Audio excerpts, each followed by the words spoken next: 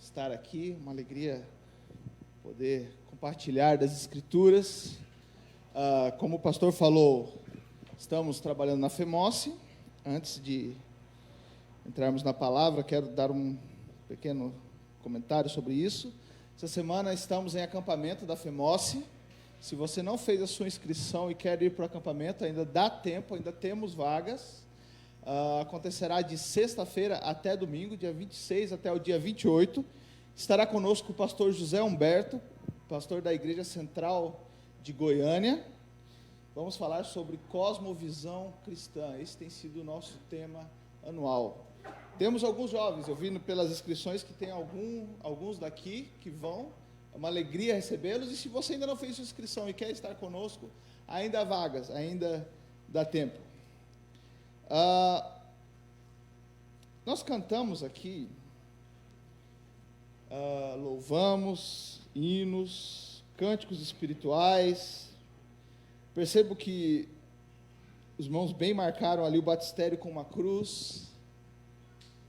Os irmãos estão apontando para Cristo.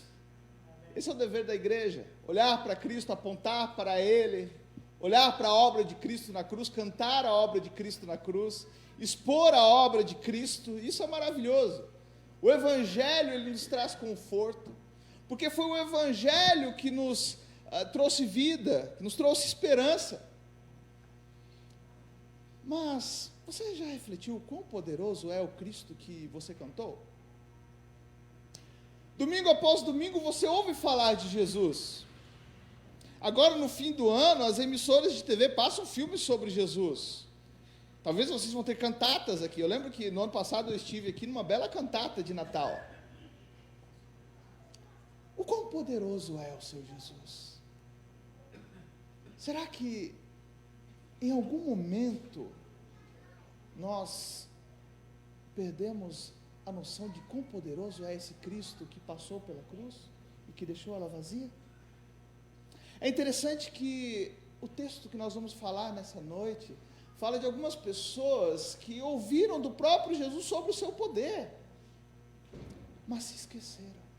No meio do caminho se perderam e, vendo as tempestades da vida, esqueceram de quão poderoso é esse rei, esse Deus que coordena todo o universo, esse que nós cantamos, que pela sua palavra trouxe toda a criação à existência. Ele estava lá no início, João capítulo 1, versículo 1. E esse mesmo Deus, esse mesmo Cristo que esteve lá quando disse haja luz para um universo em trevas, também é o mesmo Deus que disse haja luz para os nossos corações quando eles ainda estavam em trevas. Abra sua Bíblia em Marcos capítulo 4, versos 35 a 41. Vamos nos colocar em pé em reverência à palavra do nosso Deus.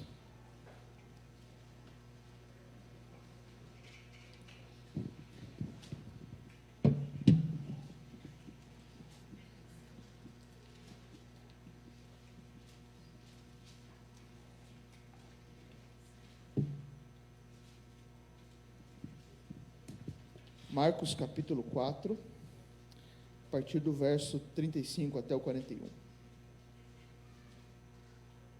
Diz assim a palavra do nosso Deus.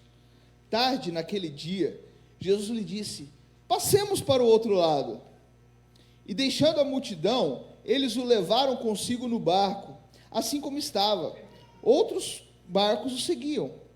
Levantou-se então um grande vendaval, e as ondas arremessavam-se contra o barco, de modo que ele já estava inundando. Jesus, porém, estava na popa, dormindo sobre uma almofada. Os discípulos o despertaram e lhe perguntaram: Mestre, não te importas que pereçamos? E levantando-se, ele repreendeu o vento e disse ao mar: Cala-te, aquieta-te. E o vento cessou e fez-se grande calmaria. Então lhes perguntou: Por que estáis tão amedrontados? Ainda não tendes fé? Eles ficaram apavorados e diziam uns aos outros: Quem é este que até o vento e o mar lhe obedecem? Vamos orar mais uma vez. Pai, nós pedimos que o Teu Santo Espírito abra as nossas mentes para compreender essa palavra, mas também que ela chegue até os nossos corações para aplicá-la. Carecemos da iluminação do Teu Santo Espírito para entender as preciosas pérolas que há no Teu texto sagrado. Ó Deus, e que possamos reconhecer o poderio que há no Senhor Jesus Cristo, nosso Salvador. É o que nós te oramos em nome de Jesus. Amém. Podem se sentar. Marcos, assim como os outros evangelhos, apresentam uma característica muito importante de Jesus. Marcos, escrevendo para os romanos, para os crentes de Roma, ele apresenta Jesus como o rei, como o Senhor dos senhores. Os romanos ouviam falar que havia um Senhor, havia um imperador, que era César, mas havia alguém que estava acima de César. E Marcos faz questão de apresentar esse Senhor, esse rei, que é Jesus Cristo. Mas ele faz algo muito distinto, porque os 10 primeiros capítulos, ele faz questão de apresentar Jesus como o Rei Todo-Poderoso, como o soberano Senhor, que controla todas as coisas. Mas nos últimos capítulos, Marcos apresenta Jesus como o Rei Servo.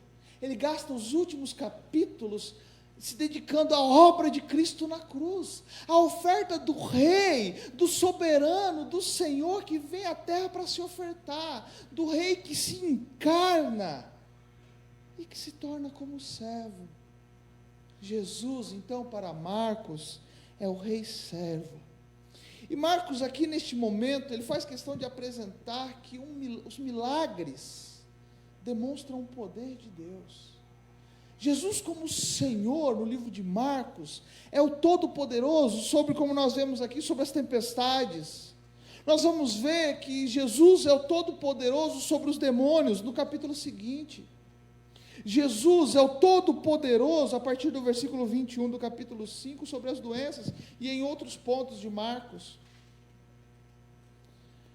Jesus Cristo é o Senhor que tem poder para solucionar aqueles problemas que o homem não consegue resolver, se há algum problema que o homem consegue resolver sozinho.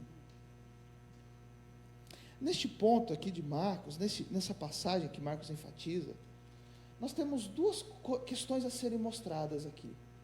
A primeira é que a fé deles é testada e a dúvida se levanta em lugares inesperados.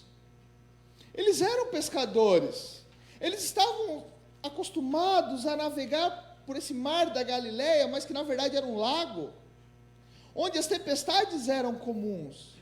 Mas parece que essa tempestade tinha algo diferente nela. Essa tempestade trouxe tremor sobre o coração daqueles homens já acostumados. E Jesus dormia. Jesus disse: vocês precisam atravessar esse mar, esse lago. E vocês vão atravessar. E foi dormir. E no meio de tudo isso, uma tempestade se levanta e aqueles discípulos: mas onde está o mestre? Onde está o Senhor dos senhores? Ele estava dormindo. Questões de fé surgem a todos os momentos, a todos os instantes. Talvez você esteja vivendo uma crise de fé, ou talvez você já passou, ou talvez você ainda vai passar. E eu quero dizer que com certeza, até a volta de Cristo, nós passaremos por essas crises de fé. Não é pecado nós perguntarmos: onde está Cristo nesse momento? O problema são com as atitudes resultantes dessa pergunta. Se nós não temos consciência de qual é a resposta, aí é o problema. A segunda questão que esse texto nos levanta aqui é a tentativa daqueles discípulos de responder uma questão muito importante. Será que Jesus se importa com a gente? Ele está lá dormindo. Ele mandou a gente atravessar. E é interessante que pelas palavras que eles usam, eles lembraram de Jesus apenas como mestre. Eles esqueceram que Ele era o Senhor dos senhores. Eles esqueceram que Ele era o Rei. Se você lembra, nesse mesmo dia, ele trouxe parábolas sobre o reino. Ele apresenta esse reino que estava sendo inaugurado com a vinda de Cristo. Mas eles se esqueceram que ele era o Senhor desse reino. E perguntam: será que ele realmente se importa com a gente? Mas o texto termina com o reino de Deus como poder de Deus. O reino de Deus é o poder de Deus que vence todas as batalhas. Aqui contra a tempestade, contra as forças da natureza, contra o inimigo do reino que é Satanás, contra as doenças. Marcos faz questão de mostrar essa dicotomia que há no reino de Deus, do já e ainda não. O reino de Deus já estava sendo inaugurado ali, mas ainda não veio com todo o seu poder e toda a sua glória, mas o reino já estava aqui. Os discípulos precisavam ter fé nisso, precisavam confiar nisso. É interessante que alguns comentaristas vão entender essa passagem como uma palavra de esperança para uma igreja que haveria de enfrentar perseguição poucos anos depois. E realmente é uma palavra de esperança aqui. A igreja poderia confiar nos cuidados de Cristo. Nós podemos confiar no cuidado de Cristo, na segurança de Cristo, no conforto que nós só podemos encontrar em Cristo. Marcos é um evangelho cheio de milagres. Mas os principais milagres que Marcos faz questão de frisar são aqueles milagres que acontecem no coração. São milagres de cura, mas que transformam o interior. São milagres que expulsam demônios, mas que salvam vidas.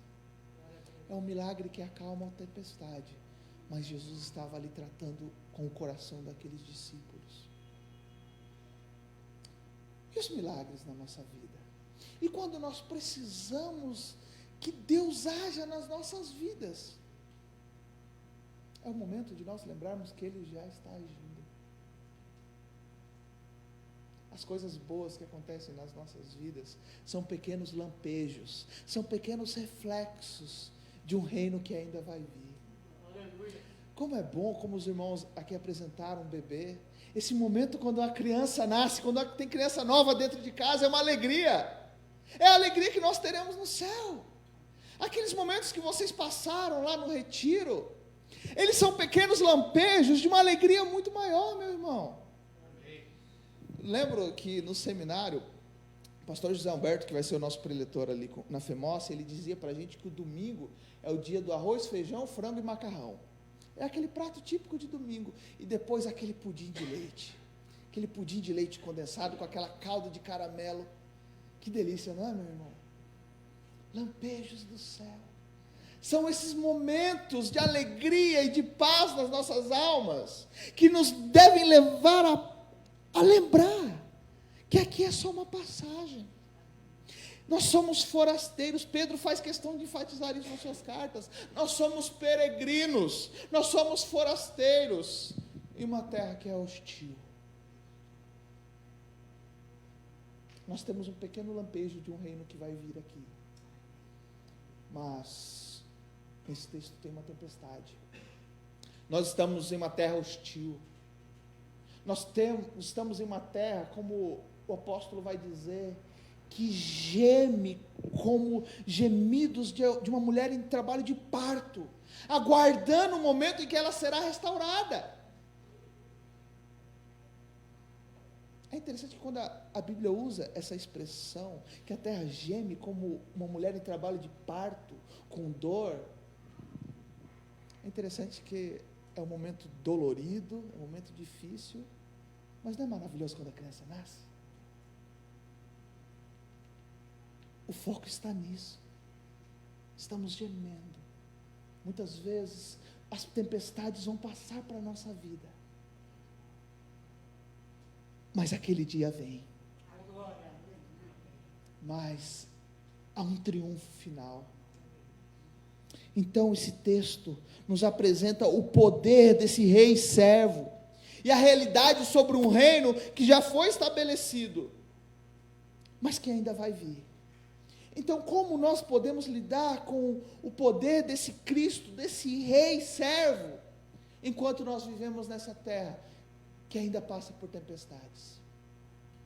O primeiro aspecto que esse texto nos lembra sobre o poder de Cristo, é que o poder de Cristo, o poder do Rei servo, contrasta com uma surdez incrédula.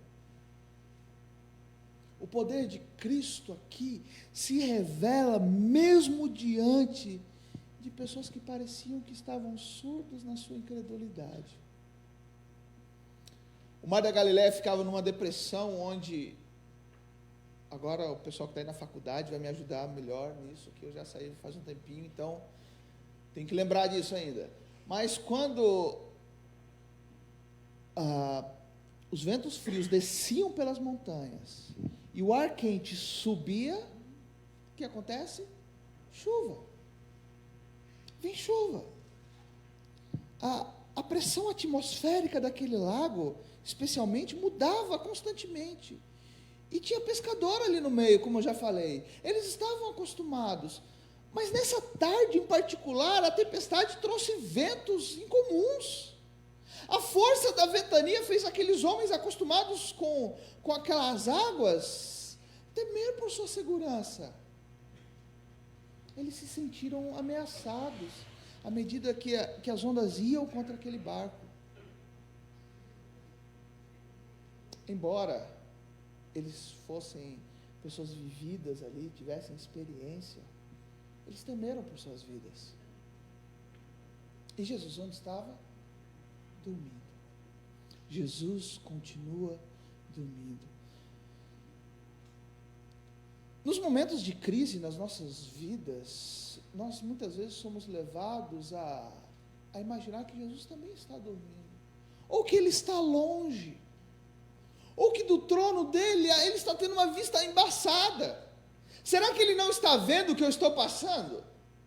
Será que Ele não está enxergando aqui a minha lida diária? Ou será que nós, quando o nosso coração começa a se ressecar um pouquinho, dizemos, nessa parte da minha vida Jesus não se importa, este quarto da minha vida diz respeito somente a mim, é o quarto das bagunças do meu coração, e de vez em quando vem alguns barulhos lá, mas é meu, Jesus não se importa com aquilo ali.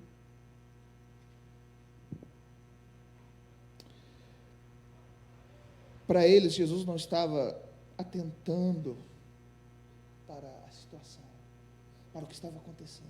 Então eles dizem, mestre, você não importa com que nós morramos? Senhor, o Senhor não se importa que eu não entrei naquela faculdade que eu tanto queria? Senhor, eu estou querendo aquele emprego dos sonhos. Eu ouço falar de Jesus domingo após domingo, mas Jesus às vezes se torna apenas o mestre, aquele que tem bons ensinos. Agora imagine, como deve ter doído ao coração de Jesus ouvir daqueles discípulos, não te importas?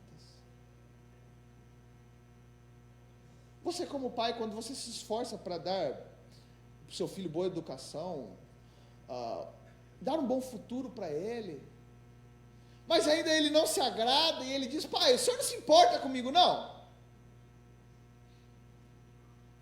Não dá aquele aperto no coração, quando você pensa tudo que você fez, quantas noites mal dormidas com aquele filho, você suando lá no seu trabalho, para conseguir aquele dinheiro, para entregar para o seu filho, pagar a faculdade, a escola, o que for.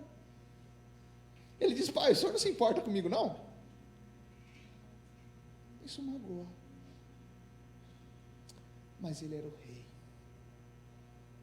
Ele é o rei servo. E quando ele desperta, duas coisas acontecem.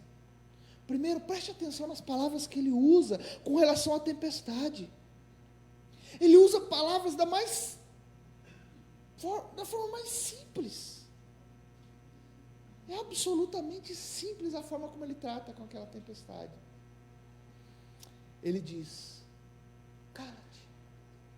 Sabe quando as crianças estão bagunçando dentro de casa? Está correndo, os netos estão lá bagunçando, e você diz, fica quieto, para um pouquinho, sossega. Jesus parece que estava falando com uma criança. Cala-te. E o termo ali é, as águas pararam. Alguma vez você já teve oportunidade de ir a alguma praia e ver aquela água cristalina, parada, sem onda nenhuma? É isso que o texto diz que aconteceu. Nas culturas antigas, o mar era símbolo de fúria, de destruição, algo que ninguém poderia conter. E aquele mestre, que eles ainda não tinham entendido muito bem qual era a missão dele, se levanta e simplesmente diz para as ondas, calma, aquieta-te. Somente Deus poderia controlar as ondas. E Jesus se apresenta como Deus, como Senhor. Jesus era a autoridade para deter aqueles ventos. Pois esse poder só pertence a Deus. A gente se esquece disso. Jesus é Deus. Jesus é Senhor. Ele não é um Deus menor. Ele não é uma força. Jesus é Deus. Lembre-se que ele não invocou nenhuma autoridade superior. Para os mais antigos, ele não invocou os poderes de Grayskull. Os antigos se lembram, né? Ele não chamou. Ele disse, cala-te, aquieta-te. Segunda coisa importante que nós precisamos notar aqui, é que Jesus repreende-os pela sua falta de fé. Jesus mandou que eles cruzassem o lago. Existe uma ordem muito clara, cruzem o lago, vão para o outro lado. A fé, a falta de fé, estava em não crer que eles poderiam cumprir. Irmãos, falta de fé não é eu querer fazer alguma coisa e não conseguir. Falta de fé é Jesus mandar você fazer alguma coisa e você não querer fazer, e você colocar empecilhos, e você desviar os olhos. Isso é falta de fé. Porque se Jesus disse algo na sua palavra que você deve fazer, Ele te dá todas as condições para fazer. E não há nada que Ele requeira de nós, que Ele mesmo não tenha passado aqui nessa terra. Até o ponto de dizer, tome a sua cruz e siga-me. A cruz, Ele carregou. Mas no terceiro dia, Ele já não estava mais lá. Ele ressuscitou, porque Ele é Deus. Quando Jesus não estiver por perto, será que nós falharemos em obedecer às palavras dEle? Olha que interessante que Jesus já havia falado palavras semelhantes. No capítulo 1, nos versos 25 e 27, você vai ver termos bem parecidos. No versículo 39 que nós lemos aqui, do capítulo 4, ele diz, e levantando-se, ele repreendeu o vento e disse ao mar, cala-te, aquieta-te, e o vento cessou, e fez-se grande calmaria. Verso 25 do capítulo 1, mas Jesus repreendeu, dizendo, cala-te, sai dele. Os mesmos termos que ele usa para a tempestade, ele usa para o diabo, para o espírito que estava sobre aquela pessoa. No versículo 41 do capítulo 4, ele diz, eles ficaram apavorados e diziam uns aos outros, quem é este, que até o vento e o mar lhe obedecem? O versículo 27 do capítulo 1 diz assim, e todos se maravilharam, a ponto de perguntar entre si, o que é isto? Um novo ensino com autoridade? Ele ordena aos espíritos impuros, e eles lhe obedecem. Jesus fala aos ventos, Jesus fala ao mar, as mesmas palavras que ele usa ao espírito imundo. Então ele pergunta para os discípulos, Como é que vocês não têm fé? Para fortalecer a fé dos discípulos, Jesus se levanta e demonstra que o reino dele, que estava sendo inaugurado aqui na terra, vai triunfar. Por isso eles precisavam ter os ouvidos bem atentos. Capítulo 4, versículo 3, ele diz: ouvi. Versículo 9 do capítulo 4, ele diz: quem tem ouvidos para ouvir, ouça. Versículo 23 do capítulo 4, ele diz: se alguém tem ouvidos para ouvir, ouça. A nossa fé, quando colocada à prova, ela traz à tona aquilo que nossos ouvidos ouviram. Se nós prestamos atenção, nós cobramos dos pregadores que eles preguem a palavra, mas também há o dever da igreja de ouvir. Ainda mais ouvir que Jesus é Senhor, que Ele é o Rei que se encarna como servo. E se Ele é Senhor da tempestade, não há situação que Ele não ofereça cura, não há cansaço que Ele não ofereça descanso. E todo o poder que você possa querer ou precisar para algo na sua vida, você só vai encontrar em Cristo Jesus. Nenhum sentimento é tão pesado que não possa ser lançado sobre Jesus e Jesus o dome. Nenhum temperamento é tão rude, é tão grave, é tão difícil que Jesus não possa domar. Um exemplo é Paulo. Ninguém é tão difícil que Jesus não possa transformar. Nenhuma consciência, nenhum pensamento pode ficar tão inquieto que Jesus não possa acalmar com uma palavra. Ele estava na criação quando Deus disse: haja luz. Se o seu coração está em tempestade nesse momento, aquela mesma voz que disse haja luz, pode dizer ao seu coração nessa noite: haja luz, e trazer calmaria, porque Ele é a única divindade que diz: lancem sobre mim as vossas ansiedades, as vossas inquietudes, tomem sobre vocês o meu jugo e o meu fardo, porque eles são leves. Esse é o poder de Cristo. O milagre da tempestade em calmaria apenas ocultava um milagre muito maior que haveria de acontecer no coração daqueles discípulos. Milagres muito maiores acontecem todos os dias nos nossos corações. E isso que Marcos faz questão de enfatizar. Os milagres são apenas sinais de milagres muito maiores que acontecem em nosso coração. Segundo aspecto do poder de Cristo é que o poder de Cristo mostra-se gracioso quando ingovernável. O poder de Cristo revela graça, mas ao mesmo tempo demonstra ingovernável. Como assim, Vinícius? Antes de acalmar a tempestade, aqueles discípulos estavam com medo. Mas depois que Jesus acalmou a tempestade, o que acontece? Eles ficaram em paz de imediato? Não, a Bíblia diz que eles ficaram apavorados. A imagem do barco se enchendo d'água trouxe temor para aqueles homens. O coração deles estava se derretendo. Mas, quando tudo se acalmou, eles sentiram mais tremor ainda. Já experimentou passar por uma situação difícil nessa vida, em que você não sabia o que fazer? E Cristo de repente vem com o seu poder e sua glória, e de alguma forma Ele traz solução.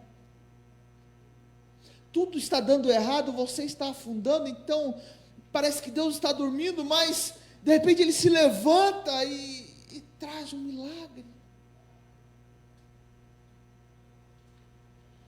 Os discípulos, enquanto isso, estavam dizendo em seus corações: se você nos amasse,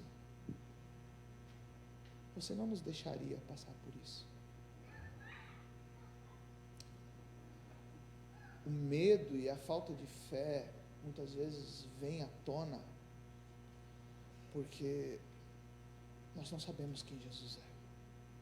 Nós achamos que Ele é como aquele bom velhinho que no fim do ano traz uns bons presentes. Se a gente se comportou muito bem na igreja, se nós formos bons crentes, Ele vai trazer bons presentinhos para nós no fim do ano. Mas quando a tempestade vem, quando nós passamos por aquele vale que o salmista vai falar, do vale da sombra da morte, uma sensação de assombro também tenta tomar os nossos corações. Mas Jesus se mostra presente e mostra que Ele é Deus. Deus estava ali. Deus intervém 2 vezes ali. Primeiro, acalmando a tempestade. E segundo, demonstrando que Ele era gracioso.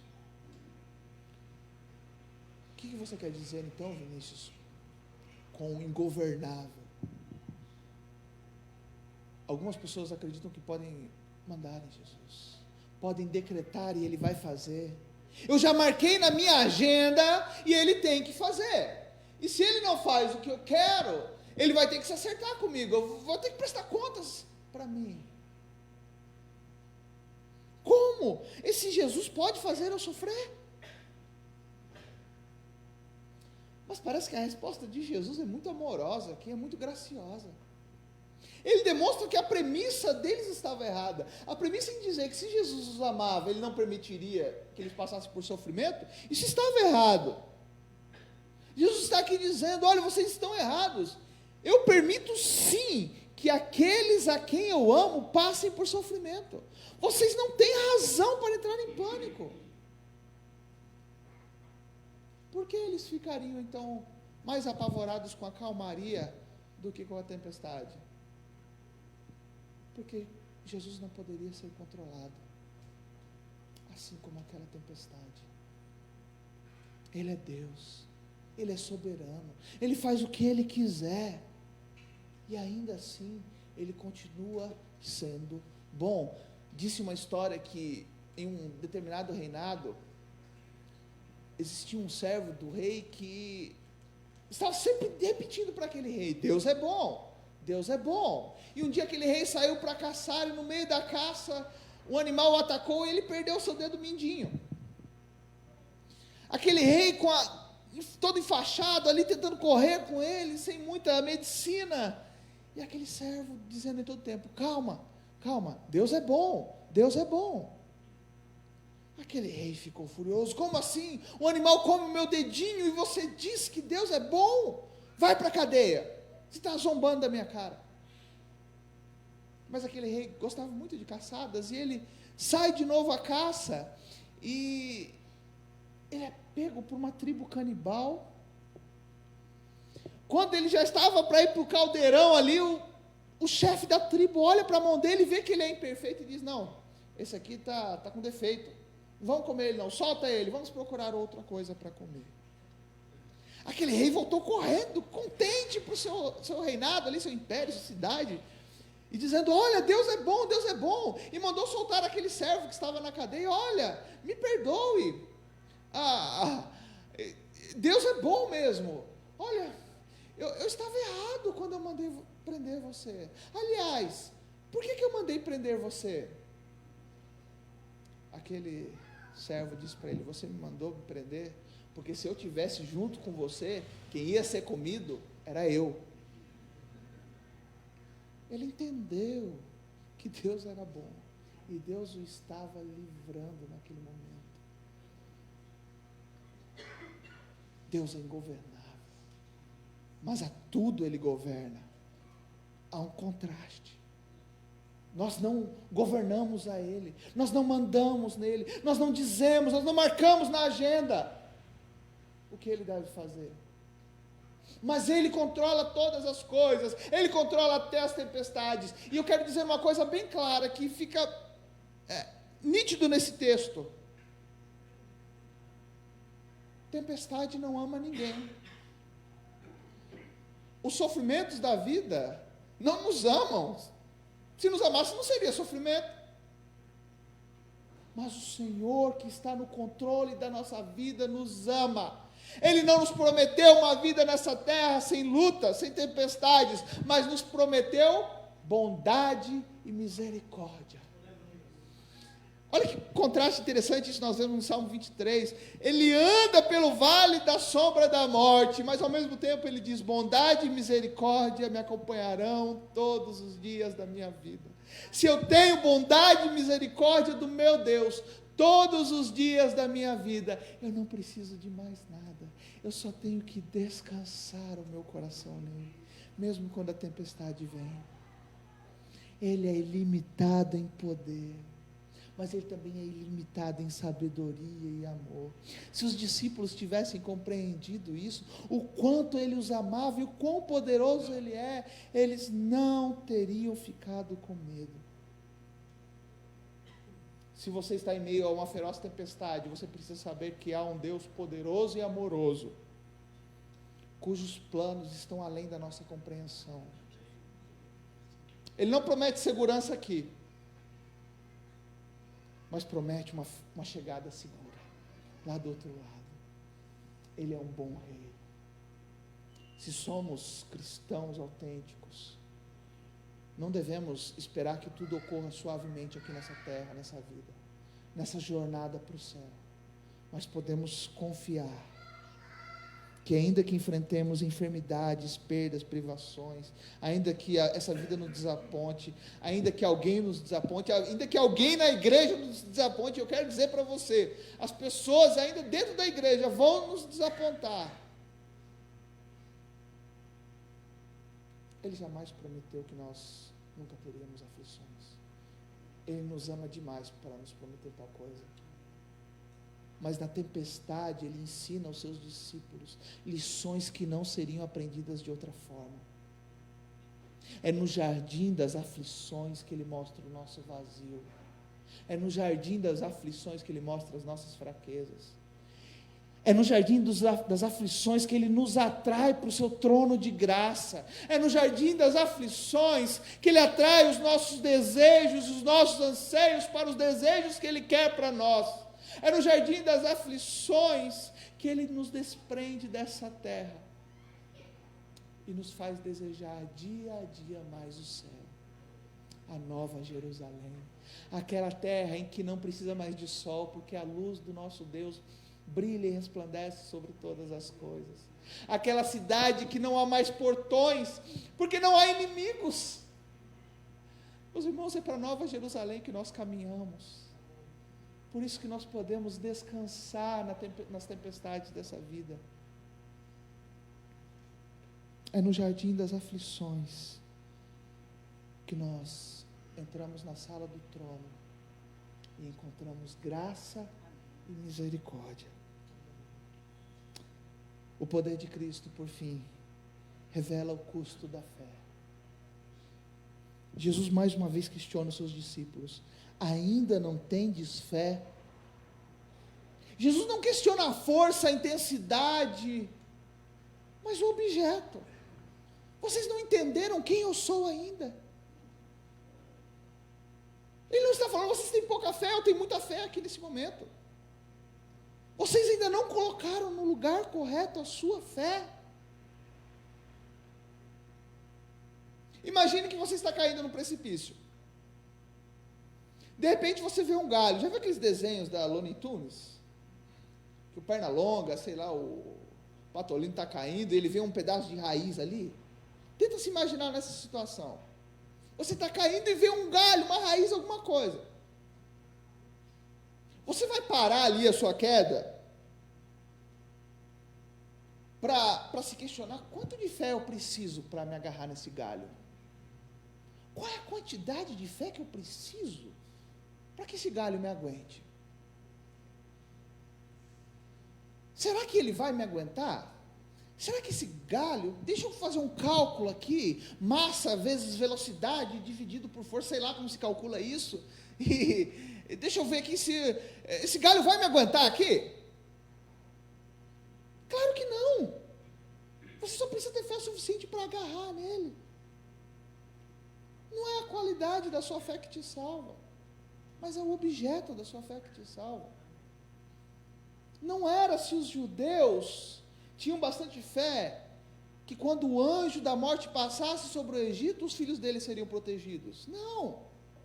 A fé deles estava confiada no sangue dos umbrais.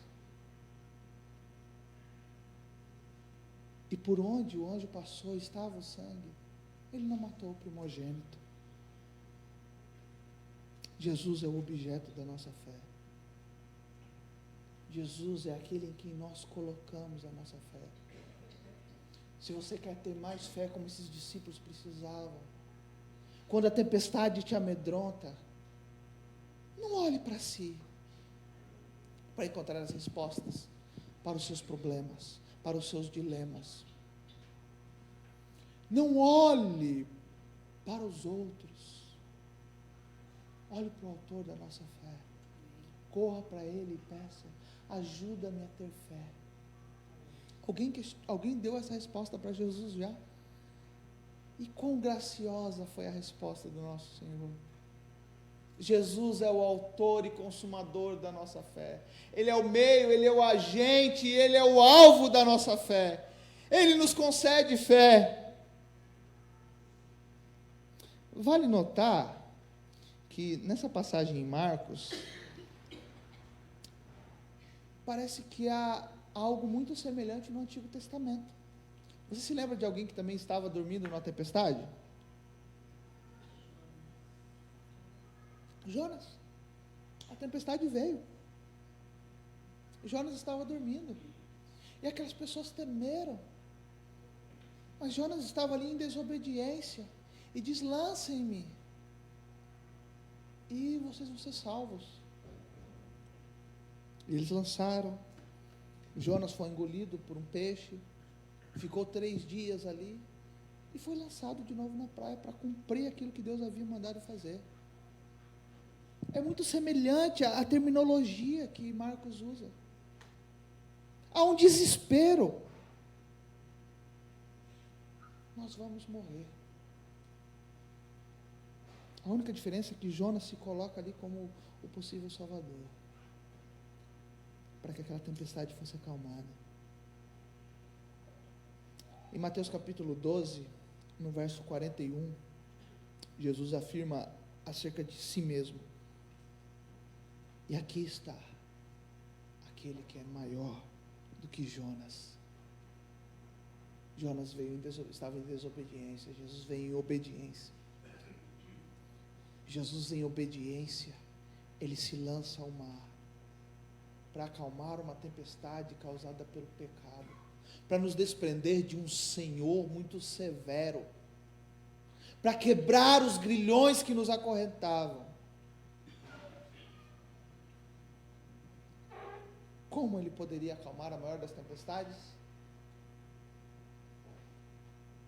Indo para a cruz, garantindo que um dia toda a tempestade seja aniquilada. A maior das tempestades, a tempestade que recaía sobre todos nós, a tempestade da ira de Deus, foi aplacada em Cristo Jesus na cruz. E isso é maravilhoso, e isso é o Evangelho, e nós devemos louvar a Cristo todos os dias, porque hoje nós não estamos mais sob a ira de Deus. Você deve temer estar sob a ira de Deus, mas também deve confiar que toda ela foi aplacada na cruz.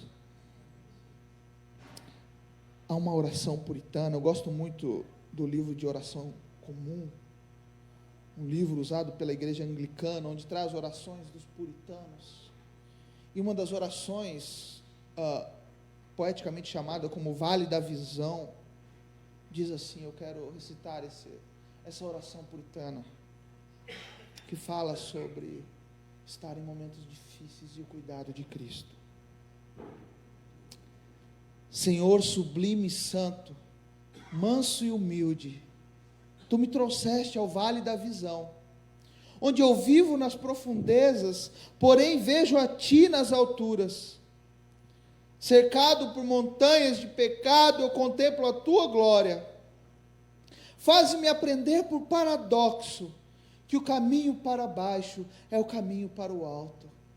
que ser menor é ser maior, que o coração quebrantado é o coração curado, que o espírito contrito é o espírito alegre, que a alma arrependida é a alma vitoriosa, que não ter nada é possuir tudo, que levar a cruz é portar a coroa, que o vale é o lugar da visão. Senhor, durante o dia podem-se ver as estrelas do mais profundo abismo, e quanto mais profundo o abismo, mais forte brilham as tuas estrelas. Faze-me encontrar a tua luz na minha escuridão, a tua vida na minha morte, a tua alegria na minha tristeza, a tua graça no meu pecado, as tuas riquezas na minha pobreza, a tua glória no meu vale. Onde nós estamos? Para onde nós olhamos quando nós estamos no vale? Jesus fala sobre a fé do tamanho de um grão de mostarda, mas não é a quantidade da sua fé, é onde ela está depositada. Para onde você olha quando você está no vale? Para onde você olha quando as tempestades da vida vêm sobre a sua vida cotidiana? Quando as decisões importantes para você aparecem, para onde você olha? Concluindo, o Senhor é cheio de imensa compaixão e misericórdia. Jesus está atento para as nossas fraquezas. Ele é ciente das deficiências da nossa fé e está disposto a fazer um milagre em nosso coração, onde realmente importa. O Senhor não rejeita os seus, pelo contrário, Ele nos sustenta cotidianamente, diariamente.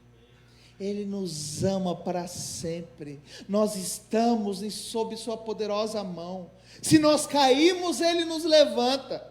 Ele restaura-nos dos nossos erros. E quando Jesus percebe um coração sincero, a sua glória cobre muitas falhas, como essa oração puritana acabou de falar, e como esses discípulos aprenderam aqui. O coração do Senhor Jesus continua o mesmo que ele tinha quando os discípulos estavam atravessando o mar da Galileia. Por isso nós podemos nos achegar a Ele e clamar por graça e misericórdia em tempo oportuno. Vamos orar. Senhor nosso Deus, obrigado pela Tua palavra. Obrigado porque ela nos traz esperança, mesmo em meio às lutas diárias, mesmo quando a tempestade vem. O Senhor conhece o nosso coração e o Senhor continua gracioso. O mesmo coração que o Senhor tinha, mesmo quando o Senhor estava na cruz, o Senhor mantém. Obrigado pela sua graça e sua misericórdia. É o que nós te oramos e te agradecemos, em nome de Jesus. Amém. Agradeço a oportunidade, pastor, agradeço a amada igreja. Deus abençoe, irmãos.